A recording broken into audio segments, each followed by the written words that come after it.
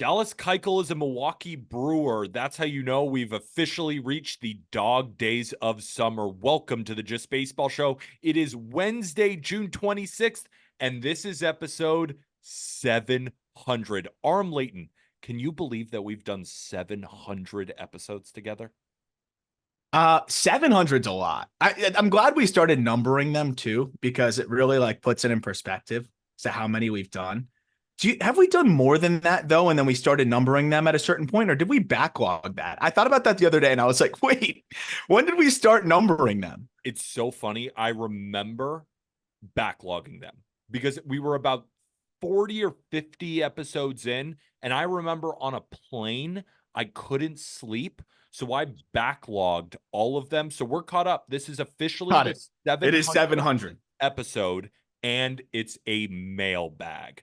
Aram, please harmonize with me. It's episode 700. I'm going to count us down from 3, and we're going to harmonize. 3, 2, 1. Mailbag. Pretty good. I'll Not take bad. it. Not your best, but I actually, got that might something have been more. your best. It might have been my It best. might I have got been your something more best. embarrassing to get out of the way as well. While we're at it. Well, before you do that, Yeah. the show is brought to you by BetMGM, the king of sportsbooks. We got to read them the ad because I know that they're hunting for this story right now. The show is brought to you by BetMGM, the king of sportsbooks. Remember, folks, download BetMGM on iOS or Android and use code JustBaseball for that first bet offer up to $1,500. You place a bet after using that code. If you win, nothing happens. You win the bet. Good for you. I wish I could win a bet. Or scenario number 2, you lose the bet and then you get that back in bonus up to 1,500. Absolute no-brainer. Go download it. Remember, gambling problem, call or text 1-800-GAMBLER. Must be 21 or older. Terms and conditions apply. Tell us your embarrassing story because my lip has been disgusting for about a week, so Yeah. I'm excited to hear it. Yeah. So I had a softball game yesterday.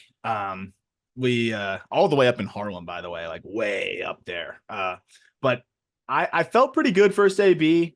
Put a good swing on it. Second AB, it was starting to get to the like in between time where it's a little bit hazy. Not the easiest to see. And I took a mammoth hack and whiffed. And I was like, okay, you can't really whiff in softball. Wait, That's my are you saying it was like really hard to see in like slow pitch softball? Like you were like Yes. taking a Yeah. spin Yeah. in Yeah. slow pitch softball? Well, yes. Yeah. It was, I was just struggling to pick it up, and it was kind of just riding a little bit. Guy was quick pitching. So I take a big swing and miss, and I'm like, oh shit. Okay. Well, I can't swing and miss again. Like that would be really bad. So and the irony in this is, I made fun of Francisco Lindor a couple weeks ago. 2 strikes, quick pitches me. It wasn't a strike, never started a strike, but I took it and he rung me up. So I went down looking in softball. How do you go down fucking looking in softball? I tried to, I tapped the top of my head for a challenge, for an ABS challenge. They looked at me like I was having a stroke. Like I don't, it was bad. And that walk back to the dugout, like I got to commend my teammates. Like they could have made it a lot worse. But looking, it's like my brain went neutral. And the irony is I clowned Lindor for doing the same thing. Yeah, I don't know if I hang it up now or what I do, but I think I should be suspended at least for that. So question on that one, is there a part of you that wants to apologize for Francisco Lindor for not really being able to step in his shoes, or spin zone, you flip it on its side and say, wow, I really was making the stupidest decision of my life not to swing in this moment. I actually commend my take on Lindor. You should have swung. You could spin it either way. I'm going to go with the latter because you know what? I made a mistake and I got to get better. But he said he said it was the right decision. Definitely wasn't the right decision. I should have swung. I should have absolutely swung. And that one's going to haunt me for a little bit. So don't go down looking in fucking softball, please. Don't do it. It'll permanently scar you. Don't go down looking in slow pitch softball. Now, that was a tough story. Glad you shared it, though. It was hilarious. Let me point you towards some good news. And that is that we have so many amazing questions that you guys asked. And for episode 700, we were hoping to get a lot of questions. Now, just peeling back the curtain, normally when we send out the tweet or the Instagram post asking for questions, we normally get anywhere from 50 to 75 questions. The most we've ever gotten is 80 in a particular episode. We got over 100 today, Arm. And that is just the biggest thank you to all the people listening. Hopefully you've been enjoying all these mailbags. We do it every other week where we answer all of your guys' questions. And if you didn't get your question answered, it's okay. We're going to keep doing this bi-weekly. And there's a lot of trade deadline stuff that we're going to answer in this one. But we're going to have another trade deadline specific mailbag as we get closer. So if your team wasn't mentioned, we're going to try and mention all 30. But don't worry, we'll continue to do that as we do these mailbags. So Arm, without further ado, let's get into the first one. And the first one comes to us from Hodgkins Tommy on Instagram. And the question is, who will win the MVP and Cy Young in the year 2029? Let's forecast 5 years into the future. So right now we sit here, it's 2024. So it's really easy to say, well, Aaron Judge could win the MVP in 2029, right? He won't be that much older. Maybe he'll be in his mid-30s, but he could still win an MVP. Of course he could. Of course Juan Soto could. All of these guys. But I think people are looking for some prospects, some guys who are in their early 20s who could burst onto the scene and win these awards in 5 years. So when you first heard this question, where did your mind go? So immediately it didn't quite go to a prospect. It went to Gunnar Henderson, of course. And like, that's got to be the first place it goes. And Soto, because Soto somehow will be 30. I think then like he'll only be 30. So those are, of course, the two first players that come to mind. But honestly, we just put out a video on James Wood, and I broke down James Wood's like swing adjustments and things like that. The Nationals' top prospect, our number one prospect in baseball. And I mean, I could see it happening with James Wood when you look at the power, the improved field to hit, where he is able to play defensively, especially if he's playing center field. He can steal bags. Like, that's a guy that definitely comes to mind. And then I don't know if Elly De La Cruz is going to hit enough to win it, but like, we're looking at an Elly De La Cruz who's still not a finished product at this point, Pete. And he's 9th among position players in all of Major League Baseball in F4. And he's only going to get better. So another year like where he maybe steals 100 bags and hits 40 home runs, how do you not win the MVP at that point? So I'll go Elly De La Cruz is my number one answer in the NL. And then, but on the prospect side, I think it's got to be James Wood. He's got the highest upside of any of those guys. Elly De La Cruz on Monday, right? We're talking to you on Tuesday, so you're hearing this episode on Wednesday. But on Monday, the Reds beat the living piss out of the Pirates 11-5. And Elly De La Cruz had the most Elly De La Cruz game I think I've seen. Now, he didn't steal any bases, but there was one AB where he hits a base hit up the middle and then gets to second base on it. There was a little bit of a bobble, but like he was there. And then his next AB, or it might have been the AB after that, he goes 439 to dead center. Peter Vision, I even tweeted about it, had it around 768. 439 was BS. That's where I actually like prefer. I almost wish sometimes we didn't have StatCast because like I'd rather let my mind wander on where that ball actually went because I would have assumed 500. It was on the boat in center field.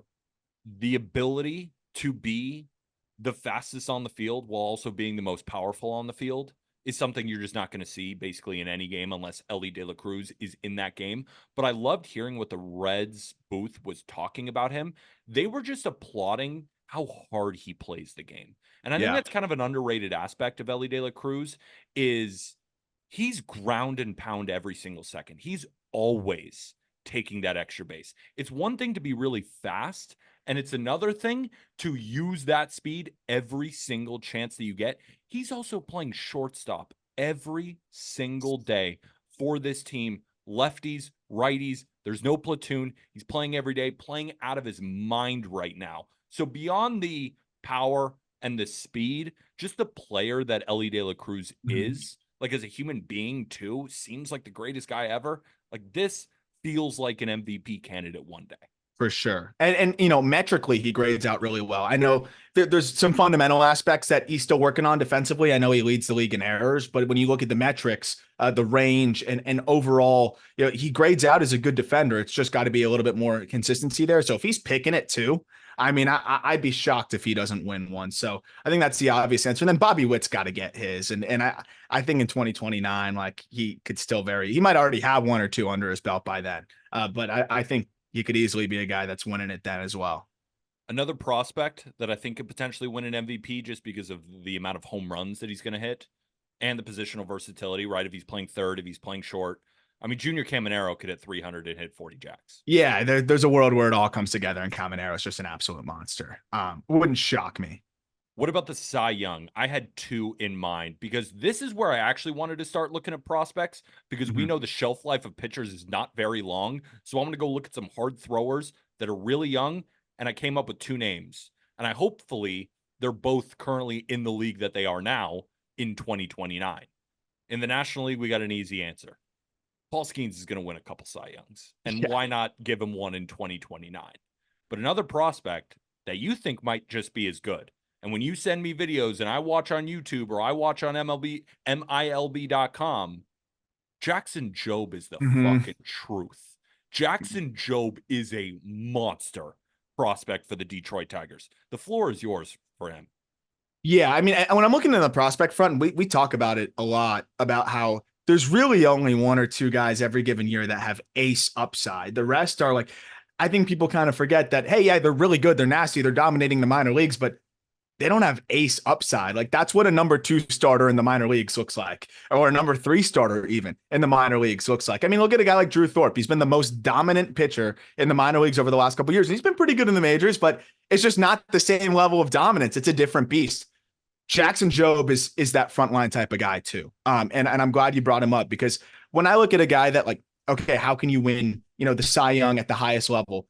I think it's an assortment of several plus pitches to plus pitches. His fastball flirts with 100. His slider is what we've known him for since the draft, 3,000 RPM, wicked, disgusting slider. And then he's got this changeup that he's developed over the last year and a half that has turned into a very easy plus pitch. And then he's got a 90+ mile an hour cutter that he mixes in there as well. So he can just come at you with all these different pitches. And I think that's what makes him unique. I think it's also what makes Skeens more unique as well, because I think people knew that the stuff was loud. I don't think people expected him to have this pitch ability. So I wouldn't be surprised at all if Jobe gets one, because also he's only 21. So by then he's going to be 20, 26. Yeah, I think that's going to be a guy that's still pretty much in his physical prime. So that could be the time where it all really comes together. In Comerica too, hopefully. That's what I'm saying. Like that could be the year when he's 26 in Comerica. Like, doesn't that feel like the year where you write up the prospects, you rank him, and you're like, well, in 5 years, I think he's going to win a Cy Young. Like, I feel like he's the definition of this answer. Last one for you. It's not an answer from me. It's a question for you. Who's third? Skeens, Jobe, then who? Probably Andrew Painter. And he's working back. Hopefully he should be back by the end of this year. Obviously, Phillies prospects, Tommy John wiped out at the end of last year and this year. Kind of the timing of it sucked because it ended up being like 2 seasons wiped out for him. But Painter's also just 21 years old and put up some of the most ridiculous video game numbers we've seen kind of at each stop over the last couple of years. Fastball is also triple digits, nasty breaking ball, and he's 6'7" and fills up this zone. So I think Painter's another guy that has that kind of upside. And to the point of like a few years into the big leagues, look at like Justin Verlander. So Verlander debuts at 22 years old, which is when Jobe will debut. It was very short, 11 innings. Then 2006, he's 23 years old. That was his first full season. He finishes 7th in Cy Young voting. The next year, he finishes 5th. It wasn't until about his 6th or 7th season that he finally won that Cy Young when he was 28 years old. So Jobe might beat that a little bit timeline-wise, but it also shows you like it takes some time. So if you're wondering like, oh, when is Skeens going to get it? Oh, maybe he'll get it next year. Some of these guys, it takes several years. So I think both Jobe and Skeens, that could be the year where they really, explode and put it all together. It also has to do with pitch counts, right? Innings restrictions, right? I don't think the Pirates want Paul Skeens throwing 200 innings next year. No. Right? Or even 180. Right? With Skubal, this is probably going to be the first season where he's over 150 innings in his entire career. Now, some of that is injury related. Some of that is the Tigers limiting him, right? And he's 27 years old or around that age. So just furthering your point, it's not just because, they might get injured. It might just be the team saying, yeah, we're not wasting this arm right now. We're going to get you in your prime years when you're finally winning the Cy Youngs where you feel that you're all the way tuned up. All right, let's move on to question number 2. And this comes to us from Rye.McKinney on Instagram. Since the college season just ended, how much, if at all, did some of these star players in Omaha raise their draft stock? Players like Vance Honeycutt, Christian Moore, Dreiling, etc. So, Aram, after watching the College World Series, right? I know that you said in the group chat a couple of things about Christian Moore. I'll let you say them on this show. That you have some opinions about some of these guys because you're formulating a newer version of the mock draft. Mm-hmm. And these guys, whether it helps or it hurts, they're in the spotlight more than, for example, I remember right DeLauder, right, with the Guardians last year. Foot injury, isn't in Omaha. Guys don't see him. Maybe he falls a little bit in the draft, gets drafted in the first round, but a lot later than people thought. And now he's a beast. Some guys get drafted too high because of how well they played in Omaha. So I'm really curious, after watching a few of these guys, do you feel like anyone improved their draft stock here? Yeah, it's a great question. I think the two guys that were mentioned, and generally, I think a lot of teams, they have their draft models, they have the data, and it's going to take a lot in a small sample to really change things, especially on the hitter side. But I'm looking at Advance Honeycutt at UNC, who's one of the best defenders in the entire country, and will instantly be one of the best defenders in professional baseball in center field. And the question is just continue to be, will he hit enough? Will he hit enough? Will he hit enough? It will continue to be the question. My comp for him is literally like a Jose Siri type. But seeing him come up big in high leverage spots, I think had to help. I mean, this guy homered in 3 of his last 4 games of his collegiate career. He also had a 2 home run game, I think, a little bit earlier in the postseason. I think from that lens, like, you're looking at a guy that, okay, well, we know he's going to whiff a lot. He's going to be a little bit frustrating, but in the big moments, he seems to rise to the occasion. And, he's hit some tough pitches there and finished strong. I think he definitely helped his case in the College World Series. And then a Christian Moore, like, he's somebody it's bad over everything. And I do think that he could be someone that ends up, because of how well he swung it in the College World Series, because he was the most impressive hitter, I think, period, in the College World Series. Like, there might be some recency bias there to where I think he might end up getting taken a little bit higher than he should, because I think there's the positional limitations. Like, he's a second baseman and not a great one there. There's a little bit more whiff, I think, than people may look at in the macro scale. And I think focusing on the performance that he had at the end of the season there, and then winning an Natty and all that stuff, he might have bolstered his stock a little bit. He gives me some shades of Ivan Melendez, which isn't a bad thing. Like, Ivan Melendez is still a relevant prospect, but I think people are kind of forgetting that he's got to really hit, and he's got to really hit, and he did in the College World Series. But I think he helped his stock to that point, and I think some teams might be a little bit jazzed up on what he did, when you look at the stats overall. But as we know, that doesn't always totally translate. And to be fair, for all those listening, maybe you're a new listener who hasn't heard Arm talking about positional, how important that is when you're drafting guys. He's been consistent with this. And when I mean he, I mean you. I'm talking to you right now, Arm. You've been consistent with this. I remember, I think it was maybe 2 drafts ago, you were talking about Tamar Johnson, how much you loved the bat. You loved that bat. But there was a little angel or a little devil on your shoulder being like, he's a second baseman. Remember, he's a second baseman. He's a second baseman.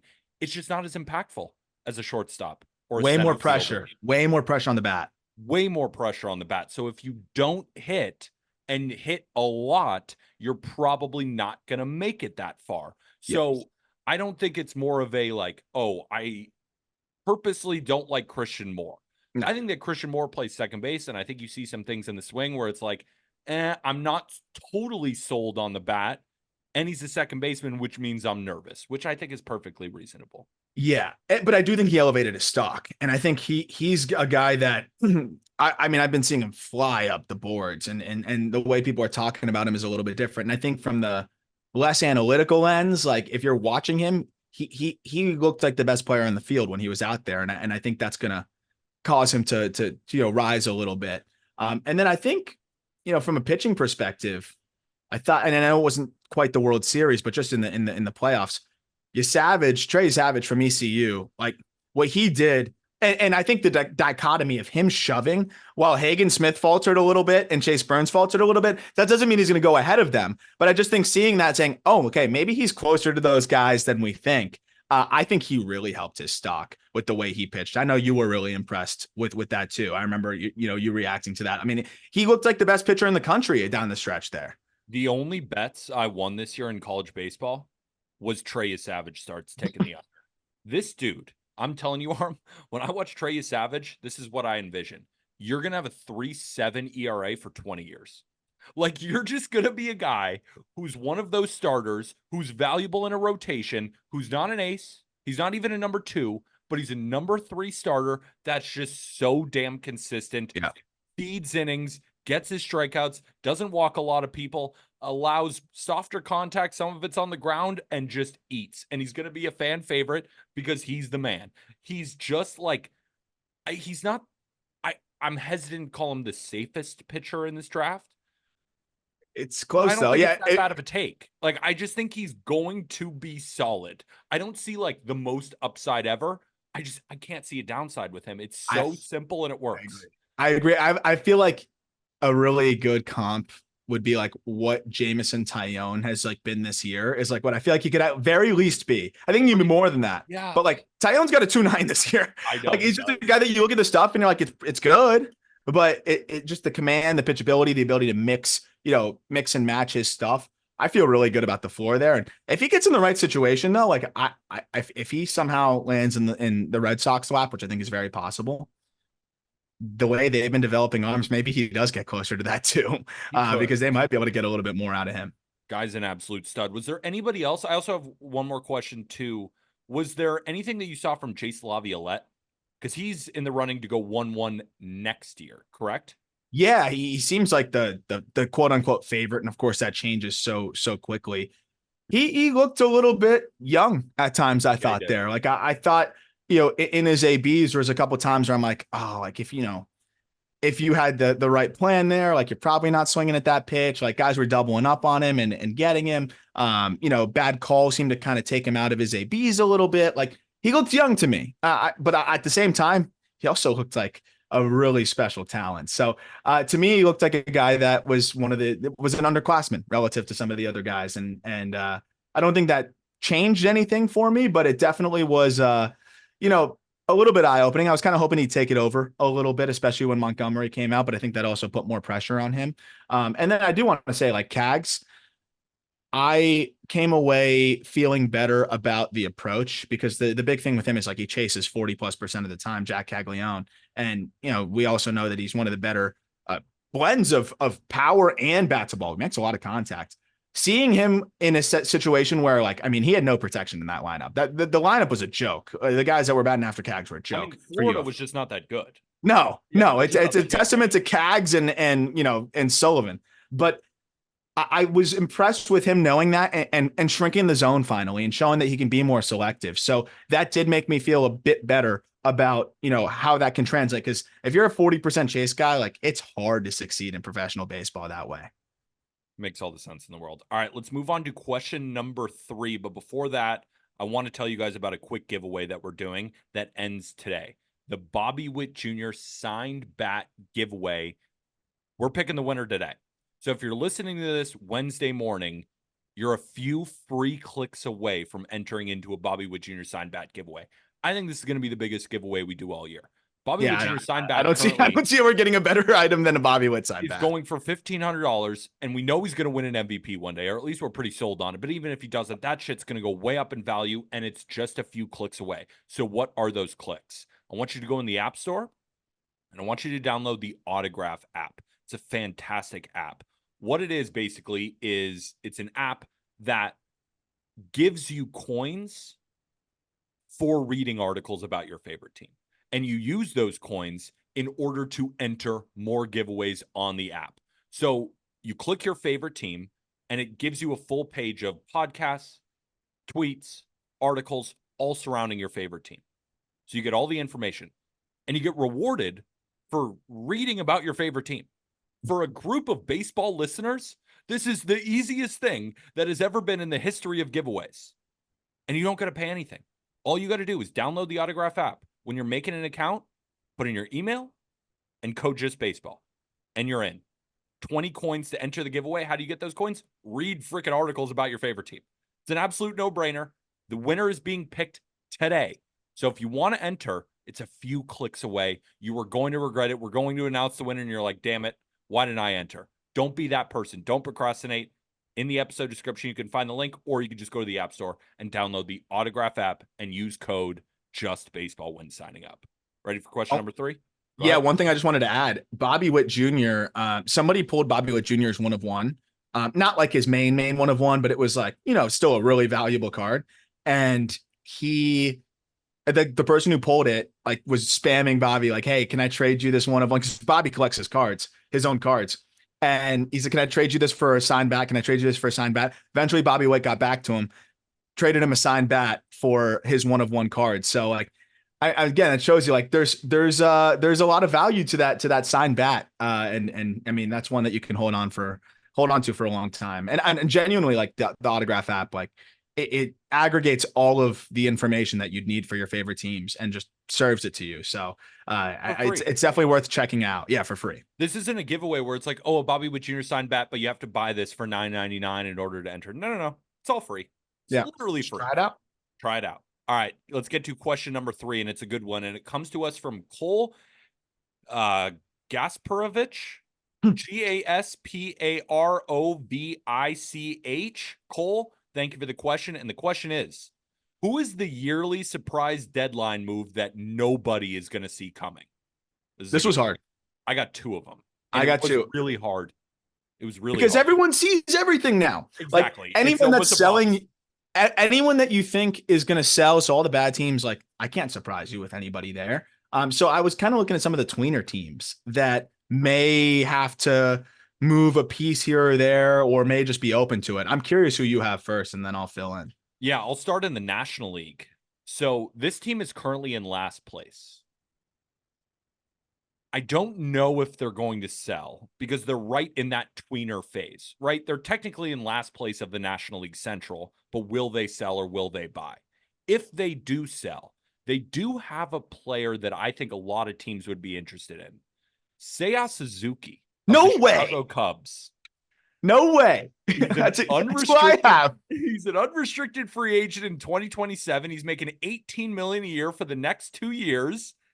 Did we actually think of the same one? I swear I have the same one. That is crazy. Nobody has talked about Seiya Suzuki potentially being dealt. And look at the Cubs right now. They want to play PCA and center so freaking badly. Like Cody Bellinger is DHing right now for the Cubs. Cody Bellinger should never DH, ever. His value is in the field. Cody Bellinger, the bat right now, is not the bat that we know of Cody Bellinger. The glove should never be DHing. And then they also have Ian Happ, and they have about 1 million outfield prospects as well. So are you going to re-sign Seiya? Is Seiya a part of your future? I know a lot of teams that would be interested in a power bat. Seiya Suzuki feels like the guy that nobody's mentioned that, well, I think is like not going to be that big of a surprise. I just don't think people are talking about it enough yet. That's so funny, dude. So I agree 100% for multiple reasons. One, I think, from a financial standpoint, I think they're prepared to spend a little bit more, but I think they'll be more comfortable shelling out a big contract offer to a Pete Alonso or somebody else if they get, say, off the books. Beyond that, like you mentioned how they're kind of clogged up. Tauchman's on the IL. Tauchman, I think, is a more valuable outfielder to them at this point than say Suzuki, because he can play a good corner outfield, obviously can play a decent center, and has just been almost as good, or I would say pretty much the same offensively. And way cheaper. Way cheaper. And they need to spend to maybe get a third baseman and a first baseman. And you mentioned the prospects. I don't love counting on them to a ridiculous degree, but I also think that they don't really need to, because of Tauchman being in the fold there, Bellinger, Happ. We literally have one to work. We just interviewed one who I think I'm very confident will work on the call-up, Owen Casey, who's our top Cubs prospect, number 20 overall, one of the better power bats in the minor leagues. He's 21. And I mean, this is a guy that's already putting up above average numbers in AAA. Like, he's going to be ready end of this year, definitely early next year. And I know that he's a big part of their plans. That's a guy that could be right in there and slug right away, I think, for them. So Suzuki to me is a no-brainer because you get some prospect capital.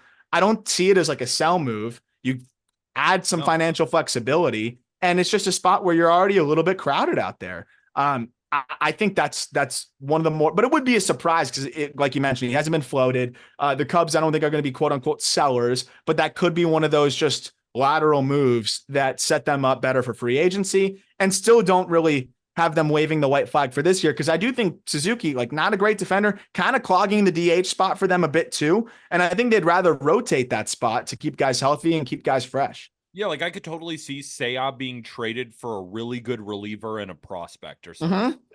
Like something that actually helps the Cubs now and later. And they Yeah. don't need Seiya Suzuki. So it doesn't necessarily have to be, oh, the Cubs are sellers, everybody's gone. No, and then if everybody is gone, then Seiya's definitely gone. But even if it's a lateral move, I totally agree with you. So American League, you want me to go first again? Or do you want to Yes. go first this time? No, you go first. I want to see if you do this thing again. Okay. So in the American League, I thought about more tweeners. And I also thought about guys who are very good, who are free agents in a couple of years that have some control, where a contender would definitely need their bat. Yandy Diaz of the Rays.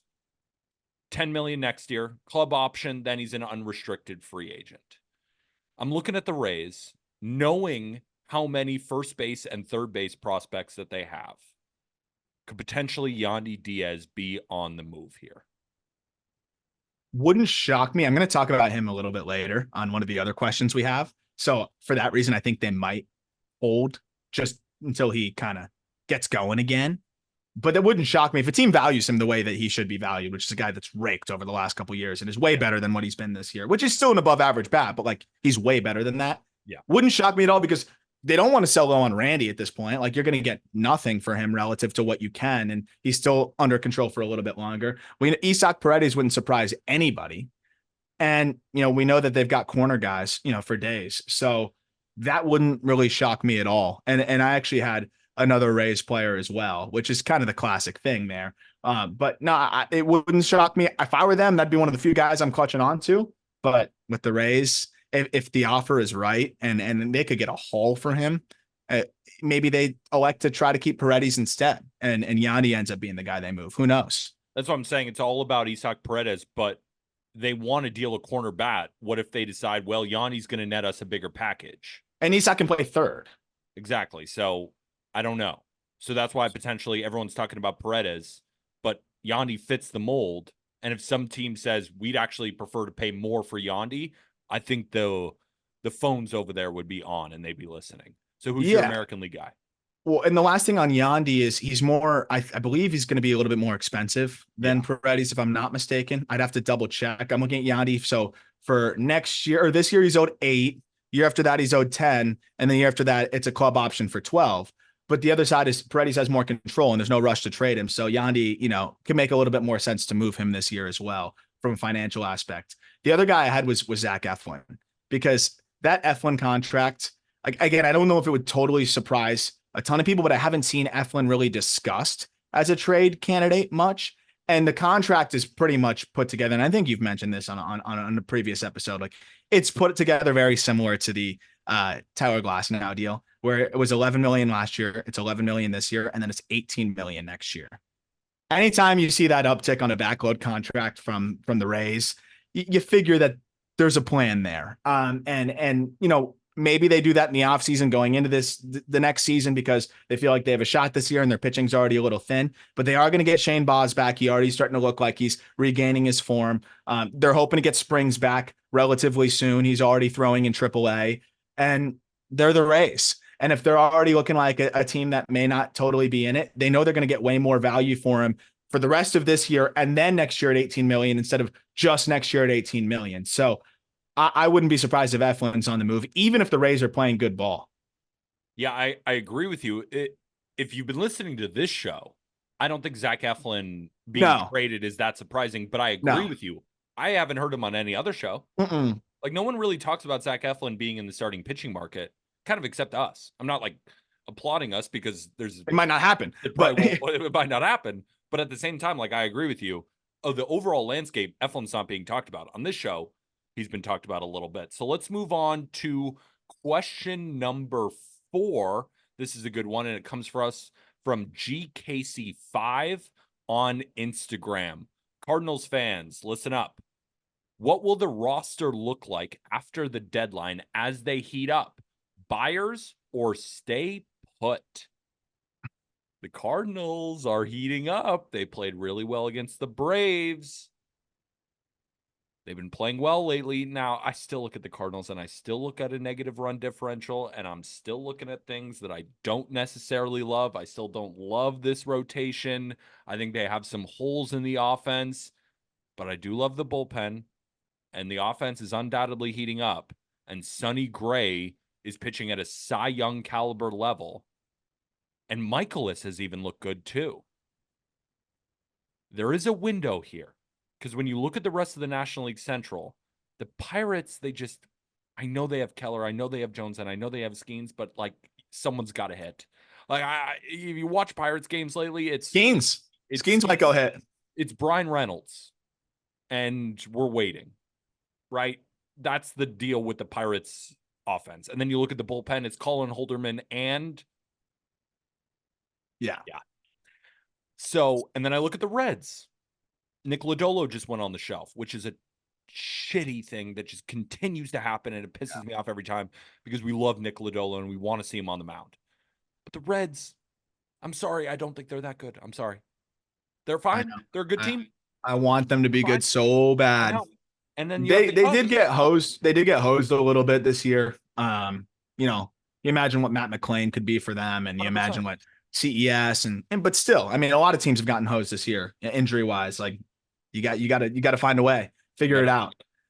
But to your point, like this is the Cardinals are a team full of vets, and if any team can kind of weather the storm the best, and they kind of have already, it's the Cardinals. And I'm gonna have to owe Ollie Marmol a fat apology at the end of the year if they continue to compete. But but do you actually do we Cardinals fans, let's be honest with everybody, like do we owe Ollie Marmol an apology? Because they got on a little bit of a hot streak, even if they make the playoffs, like this team should make the playoffs all the time. They need to win a series. Then I think I'll apologize. That's the thing. It's like, should we apologize for them finally reaching what they should? Yeah, what they're supposed to be doing. 3 years. Like literally, now we got to apologize. No, I'm not apologizing for nothing. We did move the goalpost a little bit for them there. Alec Burleson's been awesome. And it's so cool to see him start to put it together. And that's been a huge part. Mason Wynn's been great. I think they have to buy for multiple reasons. They have like 7 guys with 10-year service time, which is crazy. They're like the all pension team. But beyond that, like Arenado's, this is kind of the last hurrah, right? Paul Goldschmidt, it's not the last hurrah, but it's getting there. Paul Goldschmidt, it definitely is the last hurrah. He's going to hit free agency as well. And this is their last chance with those guys. I think with at least this core of more veteran guys, it's going to look a little bit different next year. Sonny Gray, they just went out of their way to pay that guy, right? Like, and it's not a 5-year deal. He's 34. It's to win now. And Sonny Gray's pitching like a Cy Young candidate. So I think they got to go out and get an arm. And if they go get an arm with control, it's not like, okay, the team fizzles out, is what it is. I don't think you're going to lose sleep over that because you got him next year too. And you need arms next year too. Right? Like we're talking about guys with 10-year service time. 3 of them are in the rotation. Sonny Gray, Lance Lynn, Kyle Gibson. So they need a young, controllable arm anyways. Tink Hence just left his last start. So I don't know what that deal is. Hopefully he's okay. And it's just, a minor thing. One of their top pitching prospects, really their top pitching prospect, TK Roby, their second best pitching prospect, hurt as well. All of a sudden, Quinn Matthews, the guy that threw 156 pitches at Stanford, may end up being the guy that comes up and helps them in the rotation sooner rather than later, just got promoted to double. So, like, they don't have a lot of options internally. I think they got to go out and make a trade for an arm and give this, a decent shot. They're going to get Tommy Edman back. And they have just, I think, a bunch of pieces that they could move that don't have to necessarily be prospects, right? Like, there's still teams that would be interested in Lars Nootbaar. I think there's still teams that would be interested, of course, in a Jordan Walker, if they wanted to try to do that, if he's a change of scenery candidate. Dylan Carlson's a change of scenery candidate. And then they still do have a solid farm. I think they got to go get an arm, and I think they're going to do it. I think they will too. So I wrote down a couple of guys that I think would make sense potentially in a package. I also think that, and I want your opinion on this too, we going to keep rolling Michael Ciani out there, center? Ciani? They shouldn't. I mean, he is an elite. They're waiting for Edman to come back. But he's an elite defender with a 58 WRC plus. I mean, like, this is Miles Straw for the Cleveland Guardians all over again. Ask Cleveland Guardians fans how much they enjoyed the Miles Straw show. Like, I'm sorry. I think it's Tommy Edman's spot the second he comes back. And as of yesterday, the Cardinals said he was closing in on a rehab assignment, whatever that means. So we'll put him there. But I think the Cardinals could use a little bit of an edge. I think they need a little bit of even though this hasn't exactly worked, like a Chris Sale going to the Braves. Chris Sale is obviously way better than the player I'm about to name, but I need some energy in here. I need some energy. So I'm going to call this Chicago White Sox, and we're going to get that arm, and we're going to go get Eric Fetty. But I want Tommy Pham too. I want Tommy Pham in this locker room. I want that guy who was hitting in the middle of the order for the Arizona Diamondbacks on the way to the World Series. I want him on the Cardinals because, yes, Tommy Edman will come back. Burleson, you could put Donovan out there in the outfield, but I would love just one more corner bat, and I'd like another veteran bat here. And a righty. It's a good point, too, because, I mean, we're talking, Burleson, lefty. Donovan, lefty. Carpenter, lefty. Siani, lefty. Did I say Donovan already? He's a lefty. Like, Newbar, when he comes back, lefty. Yep. So, like, even having you go the rest of their lineup, too. The only righties really are Wilson Contreras, Nolan Arenado, and Paul Goldschmidt. And Mason Wynn. And Mason Wynn, of course. But yeah, so I mean, they're very left-handed heavy. Pham rakes lefties. It's a homecoming. I don't think he left St. Louis on bad terms. Cardinals, sometimes we float these things and then I know, and like Cardinals fans actually 7 years ago, he called someone, I don't know. Yeah, he called Mozeliak a bitch or some shit. And I'm like, damn it. Okay, I didn't know that. But assuming that it's clean, assuming that always happened, and it's always with the Cardinals. It's like, well, and like a awesome listener of the Just Baseball Show would comment at our YouTube. Actually, guys, like this guy did call our GM a bitch. Yeah, he roundhoused. He roundhoused Mozeliak's son. He can't come back here. I'm sorry. Like, well, there goes 10 minutes of our show. But no, I mean, fit wise, I love that. I thought you were just going to leave it at like, I need some energy in this locker room. Eric Fetty, come on down. And I'm just like, okay. I need Tommy Pham too. Another one that I thought of, obviously, calling the Tigers up and saying, hey, is Jack Flaherty available? I don't think that's going to happen. But there is an outfielder that I think fits a Tommy Pham mold for them. Go get Matt Vierling from the Tigers. Ooh, Vierling too. Vierling I really like because he can play everywhere. And he's a righty, so easy platoon there against lefties. He's played center, he's played left, he's played right, he's played in the infield. I know they have Brendan Donovan, like as their utility guy, but he's kind of found a home there in left field. Now, I know he can do a bunch of different stuff, but you kind of have where everybody's going to play right now. You could use a guy like Matt Vierling. That's a guy who I thought of. I like that. I thought you were going to say Mark Canha, who also could be a decent option for them too. Him too. Just to get a little bit crazier, because why not just get another player with almost 10 years service time, and I think he'd fit in. Kevin Gausman. I would like Kevin that. Gausman feels like a Cardinal. The thing is, I'm very worried about Kevin Gausman. I am a little bit worried about Kevin Gausman. But at the same time, he's still okay. He's got an expected ERA over 5. I know. And I mean, it's the lowest strikeout rate since he was an Oriole. Yeah. So there is some risk there. And he's not cheap. So that could be risky. If he starts throwing better, I would like that fit. Maybe even a Chris Bassett just staying on the Toronto front. Like, they just love these old dudes that like, they love these old white dudes specifically too. Like it's crazy. But Chris Bassett, Kyle Gibson's been kind of good. I know. And Lance Lynn too. But like, I think Bassett would fit right in. Oh, he'd be a perfect card. And they don't like guys that are like too good either. Like they love like them too hard. Bassett, perfect. I think he fits like a glove. So I could see like a Bassett type too. Honestly, that helps him a ton. That's another arm that I think could fit really well. One more underrated arm that I don't think has really been floated, and it kind of fits the other question. Go get Luis Severino from the Mets. Dude's been dominant.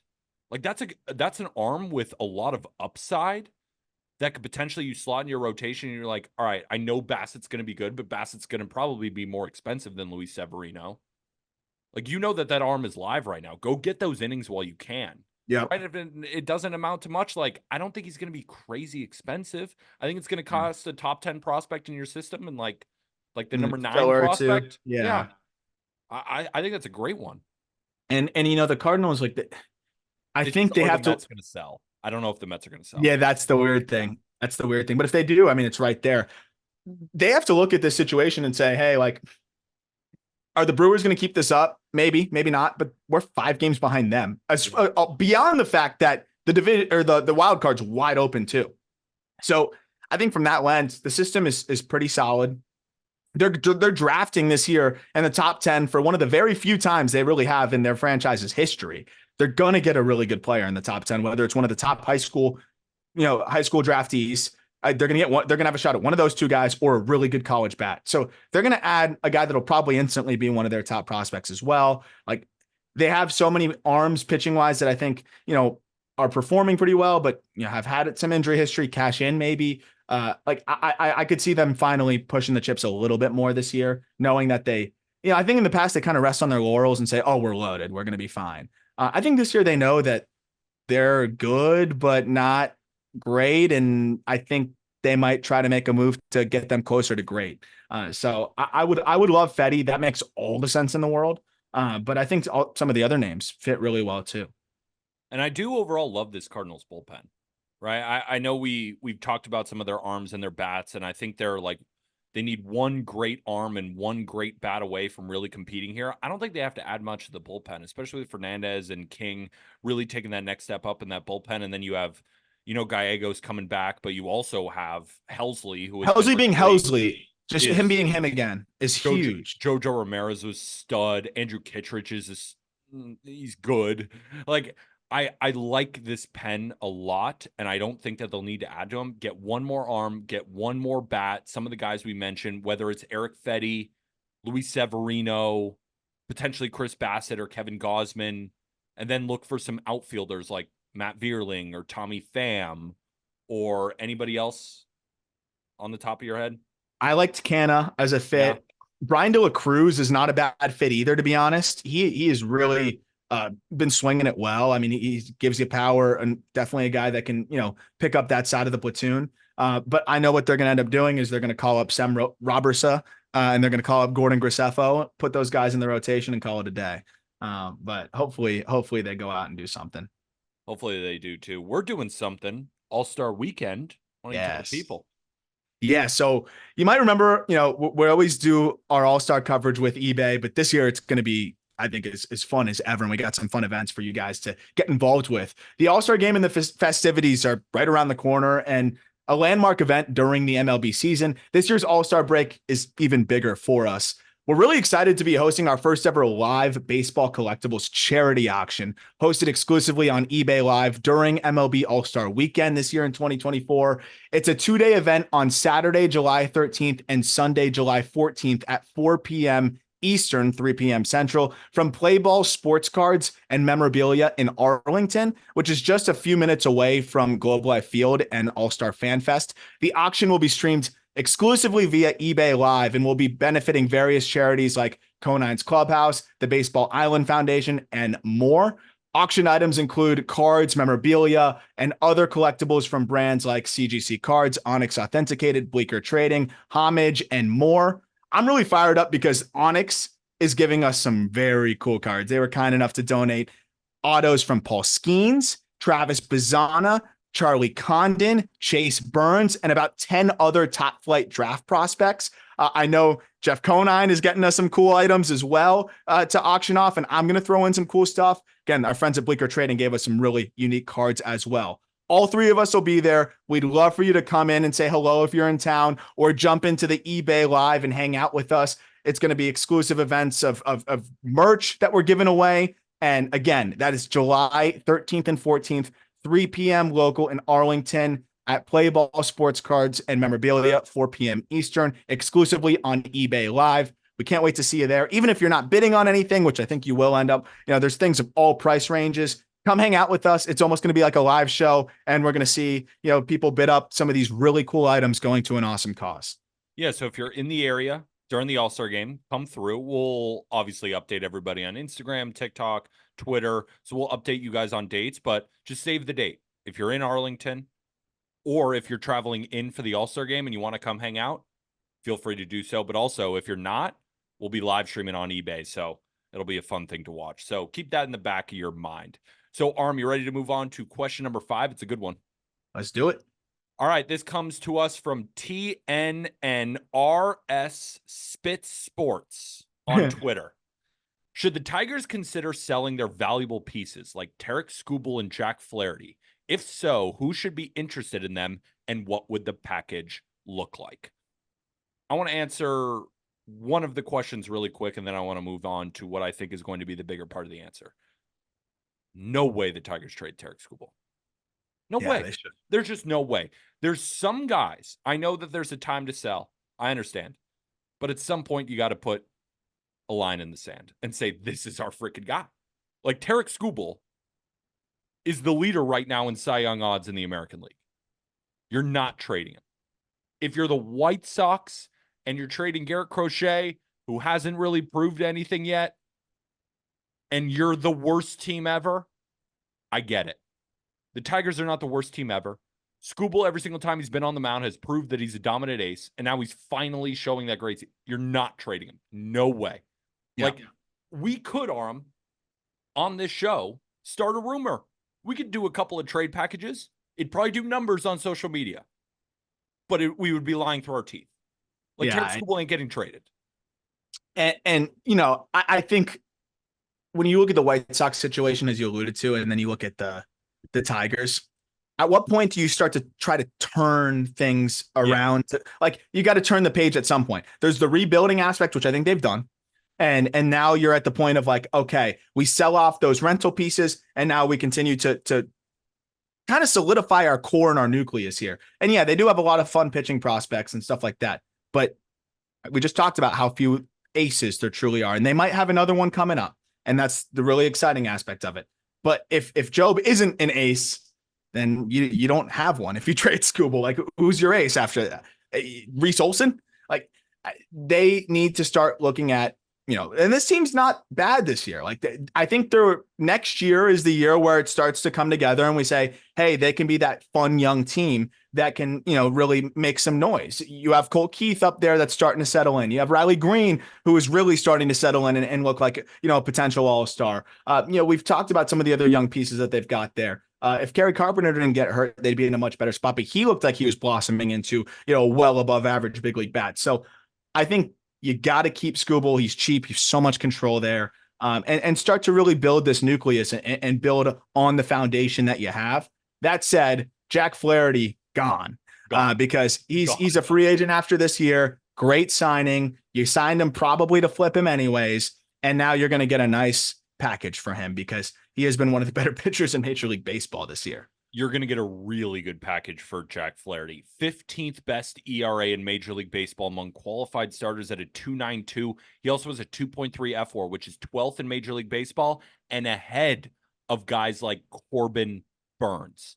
Flaherty, super high strikeout rate, doesn't walk anybody, has been absolutely dominant. We're looking at like a 2.2 xFIP. The underlying metrics for him look fantastic. When you watch Jack Flaherty, consistent, dominant outings. Yes, Comerica helps a little bit, but damn it, he's been awesome. So I have a comparison trade to throw at you. It's not going to be perfect, obviously, but it just happened at the last deadline. So I wanted to throw that at you, then throw you the Tigers version of that trade and see how close you think it could be. In 2023, the Rangers acquired Jordan Montgomery and Chris Stratton for Thomas Sagasi. I think that's how you say his last name. Sagasi. Yeah. Sagasi. Jacoa Roby. Is that correct? Yes. Perfect. And John King.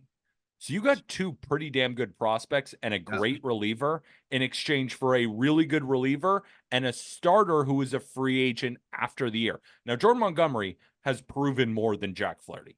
That's not what I'm about to say. But what I will say is Flaherty in the front half so far was more dominant than Jordan Montgomery was in that front half. They're both free agents after the year anyway, and the Tigers have a ton of really good relievers. So I came up with a package that I wanted to throw at you. And that package is Jack Flaherty and Jason Foley to the San Diego Padres for Adam Mazur, Graham Pauley, and a filler. Two guys who aren't 19 years old. They're both basically have just debuted. Mazur's only got a couple starts under his belt. We've seen Graham Pauley in the big league so far. So these aren't start over pieces for the Tigers. They're young pieces that they can fill in immediately to their big league team. They're not amazing prospects, but you are getting half a season of Jack Flaherty and Jason Foley. And Mazer does have good stuff. The problem is his command has been kind of all over the place. But which is crazy because which is nuts because that was like the one thing I loved about him in the minors is like the command was great. So yeah, so eventually that's going to work well. So right now, when you're looking at the Padres' top pitching prospects, it's Lesko and it's Snelling, and probably third is Mazer. Yeah, it's like this is a good prospect. Graham Pauley is a pretty good prospect, and then you can get another prospect as well. Thoughts on that trade? I don't hate it at all. And Foley with the control and being cheap, I mean, that's everything that they're looking for right now as well. Paulie makes all the sense in the world for them to move. I expect him to be one of their key trade chips, and it's a good piece, but you know, not really a need for them at this point. The Padres, that is. I think a lot of teams could look at a Paulie and say, hey, you could start for us next year at one of multiple spots. I'd be a little bit reluctant to part with Mazer just because, he is close. He is pretty much big league ready. He has been struggling, but he is pretty much big league ready. And, they have moved so many arms, but if you want to keep Lesko and you want to keep Snelling and you still have those guys coming up, I don't hate it at all. And for the Tigers, just adds another fun arm to the fold. And then Paulie's just another fun bat. So I just wonder if they're going to trade Foley because how long do they have him under control? He's not a free agent until 2028. It's a long time. And he's really good. So I'd almost want, it makes it fair though, because you're getting Mazer back. But yeah, that's the thing. It's like I knew Foley's a big piece, but at the same time, like Adam Mazer and Graham Pauley, and he's a reliever. Like, yeah, he's got years of control. Like Hayden Wesneski was traded for Scott Effross. Like Effross had 5 years of control. I mean, they're relievers. So that adds a lot into that Tigers deal. And Tigers fans, like, if you're crying yourself to sleep at night because you lost Jason Foley, like, he's a great reliever. Could be bad next year, like every reliever ever. Yeah. I mean, he looks great right now, and he has been good. But at the same time, Adam Mazer. So is Bo. Yeah, so is Bo Brisky. Like, he's been nasty too. He got a 2.4. Yeah, like welcome to baseball. Adam Mazer could be a real piece in this Tigers rotation, and Graham Pauley could be a real piece in their regular lineup. And you traded that for a reliever, yes, with years of control is very good, and half a season of Jack Flaherty. I think it's worth it. Yeah, maybe the Padres throw in another guy. I added a filler. I mean, I don't hate it, especially because like they have so many arms at that point, like where they could in the offseason, either flip Mazer or flip, some of their other guys like a Mize, or some of their other right-handed pitching prospects like a Ty Madden, and go get a bat. Like it would give them just so much capital. So I don't hate that at all. And then Paulie, good insurance policy for potentially torque, not swinging it very well either. So I think something along those lines could make a lot of sense. And they 100% have to cash in on Flaherty. And I wouldn't hate the idea of cashing in on Foley because for the same reason, like you said, you can piece together this bullpen. And yeah, Foley's been awesome, but if you can get a haul for him, or controllable starter and a controllable position player, maybe something else with that, it's tough to pass up on that. Then how about the Padres? Add Jason Foley to the back end of this pen and then add Jack Flaherty to that rotation. Pretty good. But it works for my Padres World Series futures. That's for sure. So maybe I'm a little bit biased. Question number 6. We got 1, 2, 3. We got 3 more questions, but before that, a quick break. All right. Question number 6 comes to us from ATL Braves 69 Me on Twitter. What a name. What a name. I just got done listening to the buy low, sell high episode on the call up. In parentheses, phenomenal. Thank you. For some major leaguers you'd buy low or sell high on for the upcoming trade deadline. Again, asked by ATL Brave 69 Me on Twitter. I think it's hilarious. So I got a couple options for buy low, but sell high. I found a couple after after we texted. I found a couple, but it's tough because sell high is like, okay, well, most teams either aren't going to sell. And that's part of it. And then there's just not a lot of like sell high candidates because if a guy's balling out in the big leagues, I want to keep him. And then, a lot of the other teams that are like, in sell mode. Like, I don't know if it's necessarily sell high on those players. I thought of a couple, and it's not even selling that high. It's kind of relatively speaking. I agree. So do you want to start on the sell high or do you want to start on buy low? We'll just get the sell high out of the way, I Okay. guess.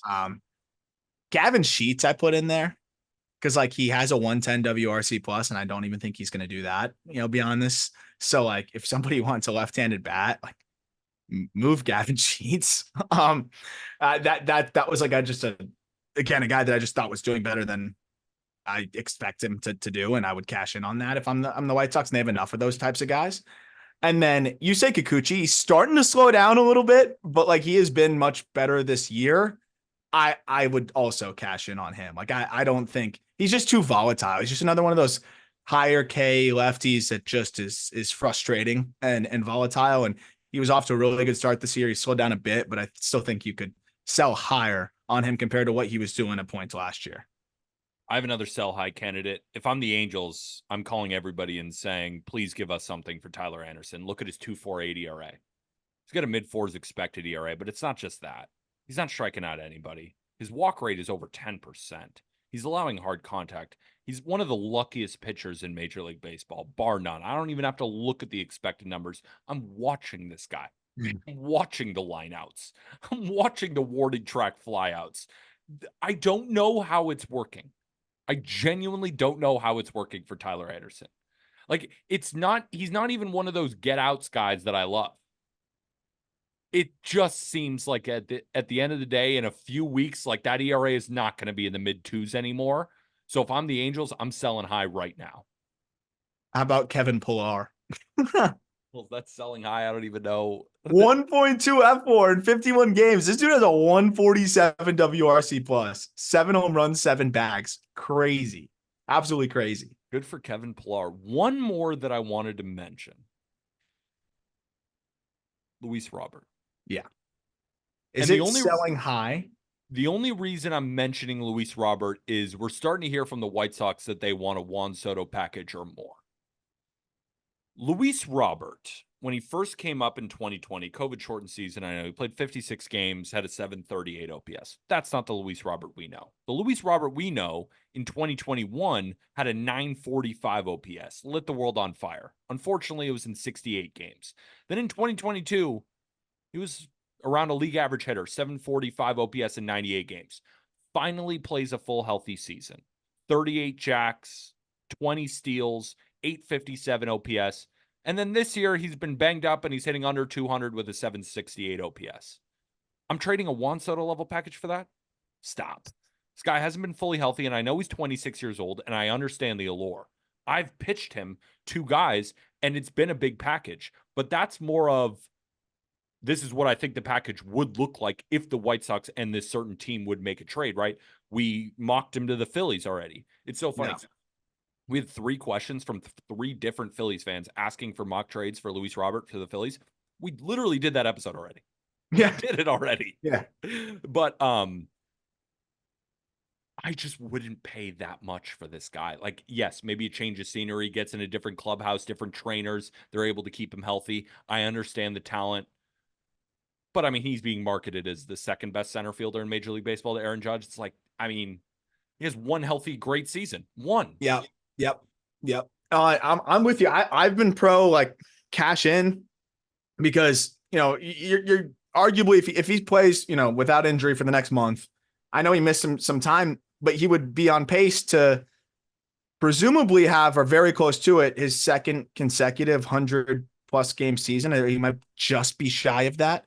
But I think from that lens alone, like people are going to see him playing and being on the field and say, all right, we'll take him. If you hold on and he gets hurt again in the back half of this year, or gets hurt in spring training, or gets hurt early next year, it's going to get even more difficult to move him there. So it might not be selling at the peak theoretically, because he could, really, really ball out the rest of this year and then ball out at the beginning of next year and trade him. But like, you want to roll the dice on that? Ken Rosenthal was just saying on the show, he's like, I think they should cash in. I think they will cash in right now and not risk it. I'm with you. I think he fits that bill, even though people might not see it as a sell high, quote unquote. It could get lower if he continues to be banged up. What about some buy low candidates? Who you got? course, Bo Bichette. I think that's an obvious one. Guy's hit for too long. I had that written down too. Yeah, he's too proven of a hitter to be this. Like, he's going to be better, and he's already shown signs of life. I think the same thing can be said about Randy Arozarena.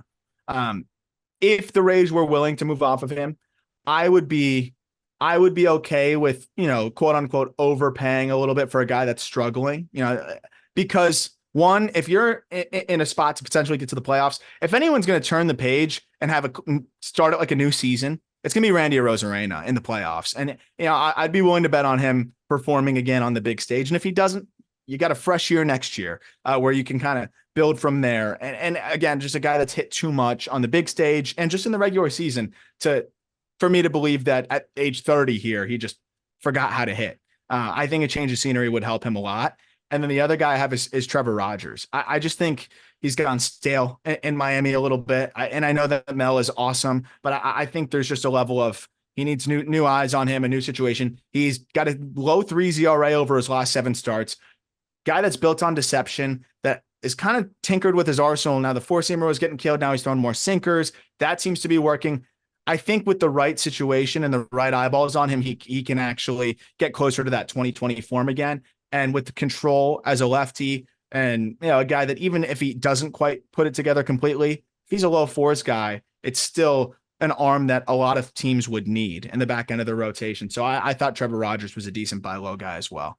Definitely. One more, because I had all those guys written down that you said outside of Trevor Rogers. I'm going to throw in Lane Thomas. Lane Thomas had 28 home runs and 20 steals with a 783 OPS last year. He was floated in deadline deals, but never actually ended up getting traded. But this guy started off really, really slow, and he was banged up early, right? April was basically a lost month for him. Hit 548 OPS. Now, he put up a 919 OPS in May, but he's a little bit injured. And now in June, he's been a monster. He's got an 882 OPS again. He's got 5 home runs already this month with a couple of stolen bases. Like, this is a guy who's in the 94th percentile in sprint speed. He's not the greatest defender, but he has a cannon for an arm. He can hit for power. He can steal bases. He's a damn good player. He's not a guy who you're going to put on your bench. He is a starting outfielder for what I think is a contender. Like, when you watch Nationals games, it's CJ Abrams and then it's Lane Thomas. Like, Lane Thomas is a big reason, at least lately, why this offense has been staying afloat. I think that, I don't know how big the package is going to be for him. I don't think it's going to be that expensive, but I think he's a bat that people should be paying attention to. I like that a lot. And another guy that I just think going to talk about getting stale a little bit, like going to a team, and I know they're playing better ball, but going to a team that's in it, that's really competing, I think will also, light a fire under him and get him, playing on a different level as well. Can I guess who you're about to say? No, I'm saying Lane Thomas. Okay. I thought you were about to come in with another name, because I have another name that sparks exactly what you just said, who's on the same level of Lane Thomas. Who? Taylor Ward. Let's get him out of Los Angeles. Like, this guy's got a 377 XWOBA, but he's hitting the piss out of the ball this year.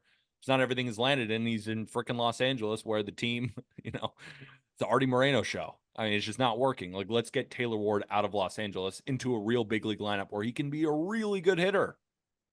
Yep. Yeah, so I think he's better than what he's been doing this year, too. I agree. And years of control there, too. 2 more questions left. 2 more bangers. This next one comes to us from Yankees Are Betta on Twitter. BETTA, Yankees Are Betta. Yankees are better? I agree with you. Yankees are better. So the question is, who's a struggling player that you think will have a huge second half, and who's a player that had an amazing first half that you don't believe in the second half? I got a couple of names, and I'm ready to go to war with a player. So I want to throw it over to you. Huge second halves. Who you got? Huge second half, Alex Bregman. And I know that's kind of a layup, but I think he's going to ball out. Like, I think he could be one of the better hitters in the game in the second half. Contract year, he's already heating up. He was just lost in the beginning of the year. Really been swinging it well of late. And again, going into that contract year, the Astros are playing better ball. It's kind of his last hurrah there, potentially. I think he's going to go nuts. There's just too much.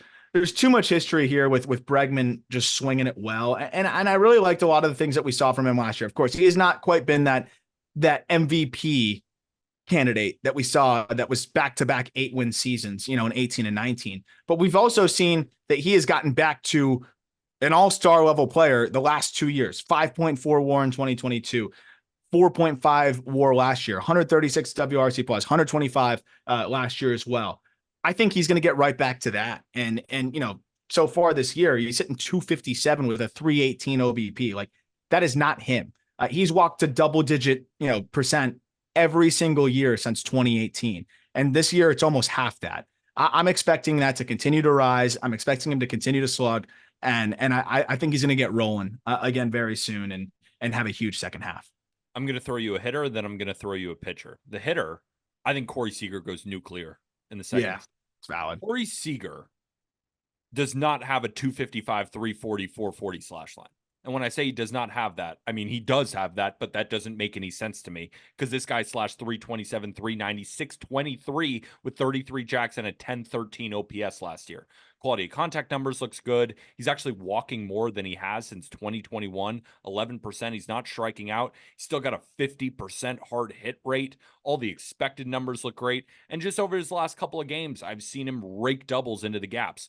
This is still Corey Seager. This is still the $300 million man. This is still the World Series MVP. This is still a bad man. Corey Seager is going to have a crazy, crazy good second half of the Texas Rangers. On the pitching side, this is a guy who I just don't understand.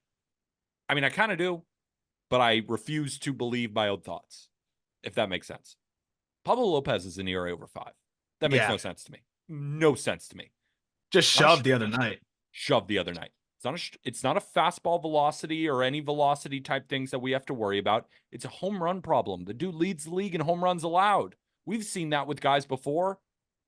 Remember, I soured on Garrett Cole as a Yankee fan because the dude allowed a home run every single game. And I'm like, screw this. And I knew my mind knows that home run regression is real and he should come back the next season and maybe win a Cy Young. It's exactly what he did. This is what's happening to Pablo Lopez right now. And when I watch Pablo Lopez, where are the home runs being hit? Middle fastballs.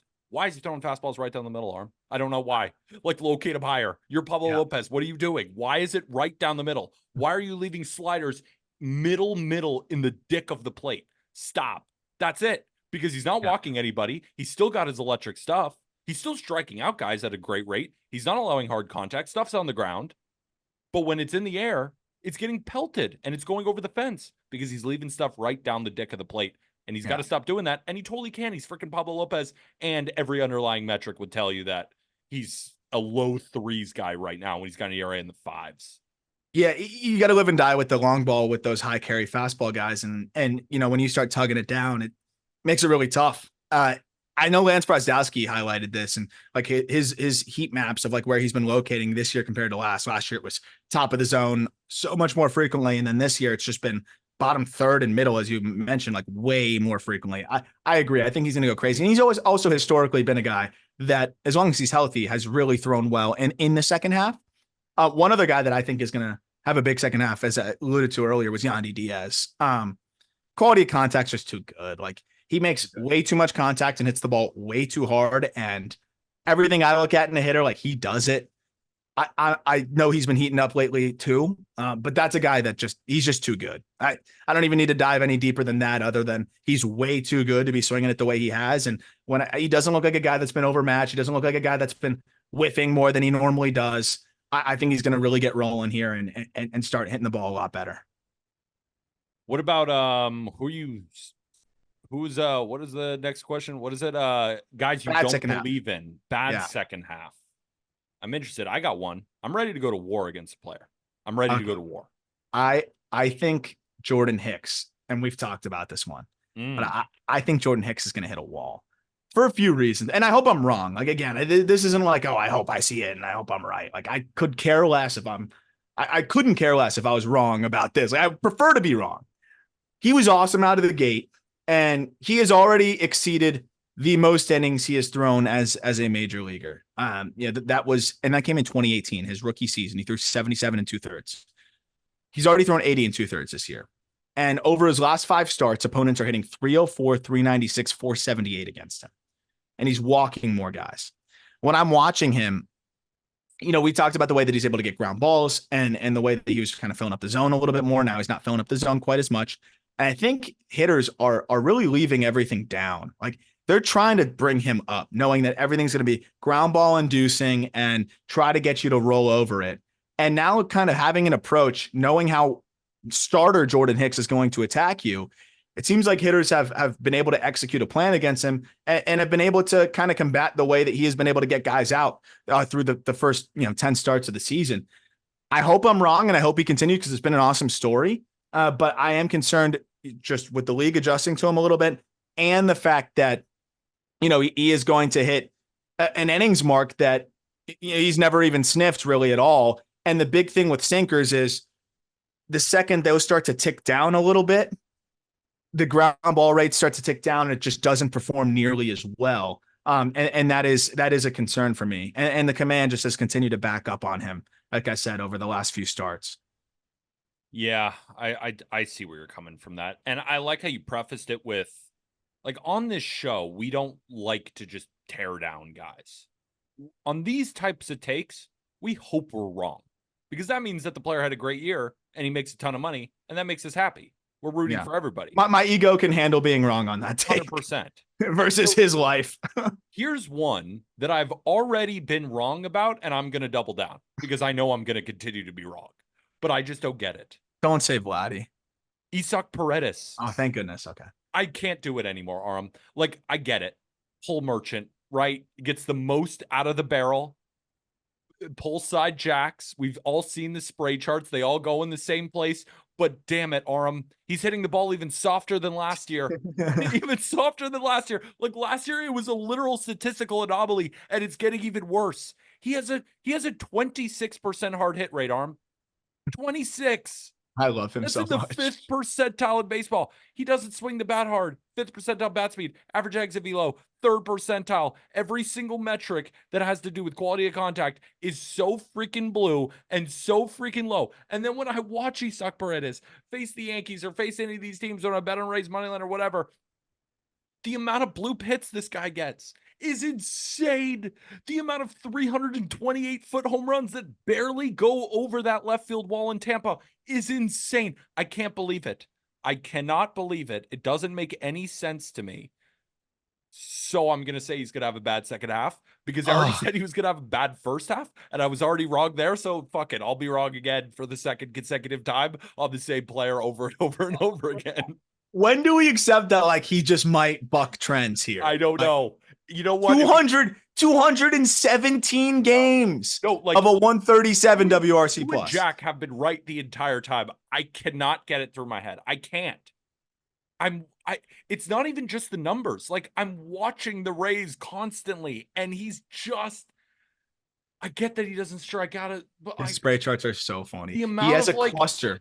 The amount of weak ground balls through the 5-6 hole. Like, there's no way those keep finding holes. There's no way. He has a ridiculous feel for the barrel. Like, it's great. 90% in zone contact rate is nasty for a guy that homers as much as he does and elevates. The combination, usually guys that like make that much contact tend to just have flat swings, ground balls everywhere. Right? The fact that he elevates and makes that much contact tells me that he has just like a rare feel for the barrel. But if you look at the spray charts, it's hilarious. There's right by the foul pole in left field, it's a cluster of like 8 homers. Like he can just do something with the bat that I think very few can. So here's why. Okay, here's this. If he gets traded and he goes to a ballpark that isn't great for right-handed hitters to hit the ball right down the line, that's when he's going to struggle. Like if you send him to Comerica, he's going to be one of the worst hitters in baseball. Well, that's the crazy thing is if you look at probably going to be wrong. Yeah, I know. Savant. God damn it. Last time I checked, I know. It's mind-blowing because I thought the same thing. And then, okay, how many home runs last year? So he hit how many home runs last year? It was hit like 60. All bounced off the top of the wall. Yeah. Like he is a magician. 31 home runs last year. How many would he have had in Comerica? Which was where he almost would have played his home games. What a identification, by the way, by the Rays to go get this guy. So last year, if he played his games in Comerica, he would have had 26 bombs. You know where he would have had way less though, which is a really funny one, which makes sense when you see the wall. Camden Only eight. Yards, What Camden, he's toast. You know how many he would have had in Camden? 9. Nine. I'm on this Nine. page right now. This is just ridiculous. Like, if Nine. do you know that if he played for the Orioles this year, do you know how many home runs he would have this year? 2. He would have But 2. you know what's crazy though? There's a lot of other parks where like, oh my God, if he went to the Astros, he'd be the best player of all time. Yeah, well, actually, though. If you went to, yeah. Same with the Phillies. Like, there's a lot of stadiums out there where he's hitting 25 plus. But, like, are you kidding me? Like, this guy needs a stadium to hit? Like, he needs, like, a specific stadium? I know, and he's going to keep hitting. I know I'm going to be wrong. I know it. You guys have broken it down. I know I'm going to be wrong, but I don't have anyone else to sell high on, or guys who I don't think are, like, a lot of the guys who are having good second halves, like, I kind of believe in, or I don't want to tear them down because, like, they might struggle a little bit more, but it won't be drastic. He's the guy I've already been wrong about, so fuck it. Let me be wrong again. You know I'm prepared to be wrong. Like, he'll probably still go crazy in the second half somehow. I think Salvador Perez hits a wall. No way. He's crushing baseballs. I hope he doesn't. I hope he doesn't too. I love Salvi and I want the Royals to make the playoffs. 44% chase rate, like, and just the way that he goes about his business. And I don't know how he's doing this. And I just feel like it can't keep going. I hope it does. I genuinely hope it does, but I am worried that it won't. Like, this guy swings at everything. And if it's a fastball, even more so. He chases almost 50% of fastballs. It's wild to me. And also, he has a 724 OPS against four-seam fastballs. He's hitting 217 against four-seam fastballs.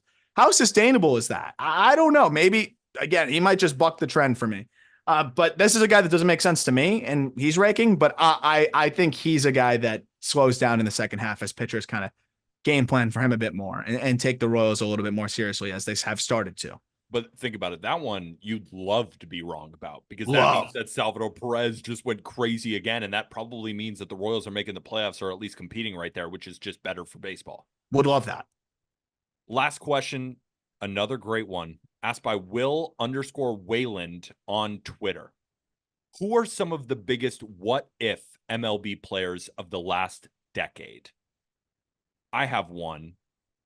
Technically, he's not quite in the last decade, but whenever I think what if, I immediately go to him. Josh Hamilton was the first overall pick in 1999. He hit 300 in his first year in the minor leagues, but then he had a car accident that led to major injuries. And in 2002, rehab, banned from baseball from 2003, 2005 for cocaine and alcohol abuse, doesn't start his career until 26 years old. But then in a 5-year stretch from 2008 to 2011, 4-year stretch, 2008 to 2011, 311, 366, 541 for a 907 OPS, 32 home runs, 41 doubles, 123 RBIs, 11 steals over 162, 5 straight All-Star games, 1 an MVP, but he only played 9 seasons, went to the Angels, and then disappeared. Josh Hamilton, the home run derby, is still one of the great highlights in the 21st century. And how good this guy was. To lose him because of that stuff, gut-wrenching, heart-wrenching. I still think Josh Hamilton is my biggest what if, and I thought to kind of include him just because, like, 2008 to 2011, like, that's pretty close to the last half decade, but that's the one that just reigns so true for me. He could have been one of the best ever. That was a fun one to talk about with Jeff Conine, because Jeff Conine, when his career was winding down, was when Hamilton got taken by the Reds in the Rule 5, and he was talking about just watching him take BP. He was super nervous before his debut and all that stuff, but watching the way he went about his business as a baseball player, and like the swing and the bat speed, and I mean, Jeff said that it was one of the most impressive players he had ever seen, and he's played with Hall of Famers all over. And when you watch what he did in the Derby, when you watch what he did statistically, I mean, the 1 year that he had was, I think, one of the best seasons really we've seen in a long time, where he hit, what, 350? He and then 359 with a 175 WRC plus and an 8.5 win season. Yeah, I mean, it's a joke. That's insane. He would have been one of the all-time greats. I genuinely believe that. And I'm glad I was able to catch him a couple of times when he was with the Rangers, and just he had a different thing going on for him in terms of what he was capable of. The other one that I think is a really obvious one is unfortunately Jose Fernandez. And of course, growing up, that's even kind of beyond growing up. I was, a little bit older when I got to go and even drive myself to those games and go watch him pitch. Like it was, you planned your weekend kind of around that to go see him throw.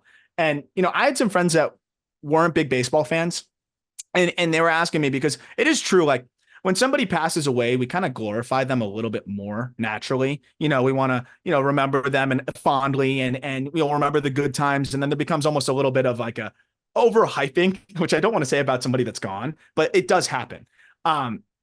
And even sometimes like somebody passed away, they're a total asshole, and people are like, oh, what a good guy. Like, nah, he sucked. Like, let's be honest. But seriously, like with Jose, my friends were asking me, and they're like, was he that good? Or is it kind of like this whole thing? Like, I don't believe you. And I was like, let me like put this in basketball terms or football terms. And I explained it to them. They're like, wow, he was that good. He really was that fucking good. And I'm so happy that we got 1 year of Savant with him. And you might have forgotten, or you might not even know it, because you might have, started paying attention to Savant in 18, 19, 20, or even the last couple of years. Go to Jose Fernandez's baseball Savant from 2016 and go look at what that thing looks like. He was different. It wasn't just the fact that he could sit 96. It wasn't the fact that it had great characteristics. It wasn't the fact that he also got elite extension. It wasn't the fact that his breaking ball from a run value perspective was the best in the bigs. His final year, where he actually would have made a few more starts too, if he had not passed away, he led all pitchers in FWAR. 6.3, edging out Scherzer and Prime Syndergaard and Verlander and Chris Sale. 29 starts, a 1.82 ERA. He struck out 12.5 per nine and walked just 2.7, a 2.86 ERA. And what that guy just brought to the table beyond that, I mean, like the way that he carried himself on the field, just how fun he was to watch. Like, without a doubt, he's one of the all-time greats, I think, by the time he's done. And I, again, I kind of started to ask, like, do you think that we're overhyping him to baseball guys that played with him, guys that played against him? So no, he was one of the most special arms I've ever seen. So I thought he was a very obvious one as well. That, I always I think at least once a month, what would he be doing at this point now? Because he'd be probably 30 now. Like, what would his resume look like at this point? And I'd imagine, mind you, he did those numbers that I rattled off. He was 23 when he did that. Yeah. Think about that. That's what I was about to add, because I was like, you're talking about Jose Fernandez, right? We even talked about aces at the beginning of this episode. When they get to that 26, 27 range, that's where they fully become that ace. In 2015, which was, I mean, in 2014, he was the man too. It's just he only made 8 starts. How about 2013? He was 20 years old. Yeah. Threw 172 innings at a 2.19 ERA. Think about somebody coming up to the big leagues right now at 20 years old and throwing 172 innings at a 2.19 ERA.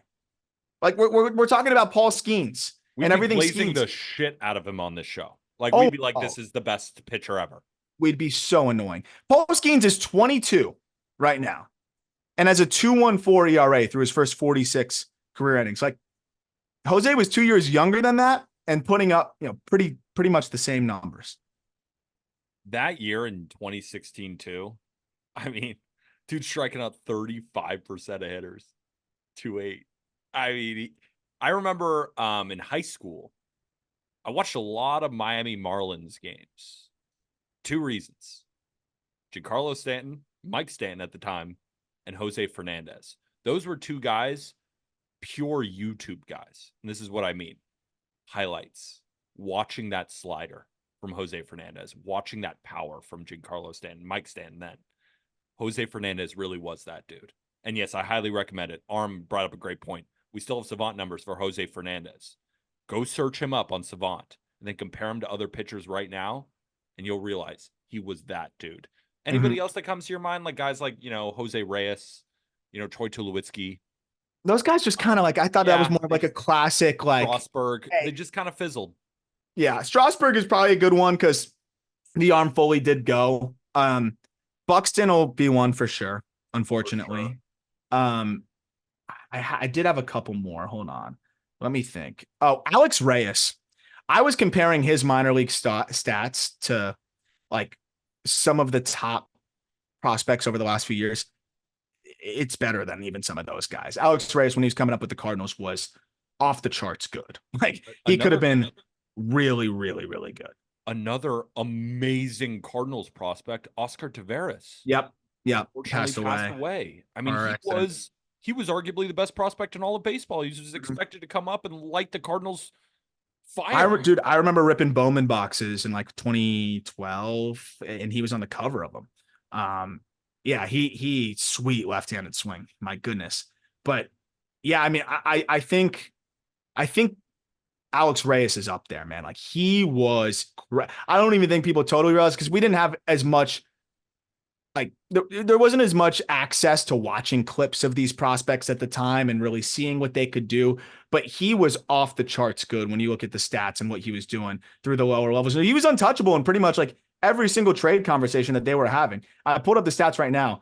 He was 20 years old in high A and double A, threw 101 innings, punched out 151 with a 2.49 ERA. I mean, he was on track to be a really special arm. And then remember, as a rookie in 2016, 1.57 ERA in 46 innings to make his big league debut. Like he had some special stuff going for him too. Well, that'll do it for this episode of the Just Baseball Show. Hopefully everybody enjoyed. And if you did, it's episode 700. We would really, really appreciate a 5-star review, Spotify, Apple Podcasts. Hopefully you've enjoyed these 700 episodes with us. If this is your first episode or your 700th, we're very happy to have you. And if you're down, rope hats are back in stock. Yeah. Rope hats are back in stock. Go get yours in the Just Baseball merch store, which you can find in the episode description. We got a couple of things going on. Bobby Witt Jr. giveaway. Don't forget, we're announcing it as you're listening to the show. It'll be announced later in the day, so you still have time. Game time? Need tickets? Code Just Baseball. BetMGM? Want to gamble? Code Just Baseball. Make sure to use those in the episode description. For Arm Layton, I'm Peter Apple. Of course, we'll be back tomorrow. And with that, thank you, everybody.